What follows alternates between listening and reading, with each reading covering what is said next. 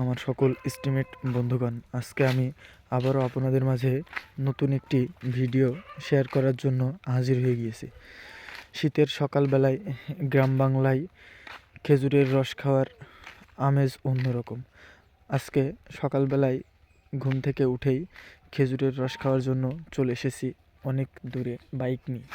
আপনারা দেখতে পাচ্ছেন আমি খেজুর গাছের তলায় দাঁড়িয়ে আছি এবং সেখানেই একজন গাছের কাছ থেকে কয়েক গ্লাস খেজুরের রস কিনেছি এবং সেখান থেকে আমি খেজুরের রস খাবো। আসলে কুয়াশায় শীতের সকালে খুবই সুন্দর এবং দারুণ নিরিবিলি পরিবেশে খেজুরের রস খেতে আমার কাছে খুবই ভালো লাগে। আমি আজকে এই খেজুরের রস খাওয়ার মাধ্যমেই আপনাদের মাঝে নতুন একটি বার্তা দিতে চাই। আসলে খেজুরের রসে বিভিন্ন ধরনের পাখি কিংবা সাপে মুখ দিতে পারে, তাই খেজুরের গাছগুলো খুবই সুন্দরভাবে নেট দিয়ে ঢাকা প্রয়োজন। আপনারা দেখতে পাচ্ছেন এখানে খুবই সুন্দরভাবে নেট দিয়ে ঢাকা রয়েছে। এভাবেই মূলত আমাদের প্রত্যেকটা মানুষকে সতর্কতা অবলম্বন করতে হবে।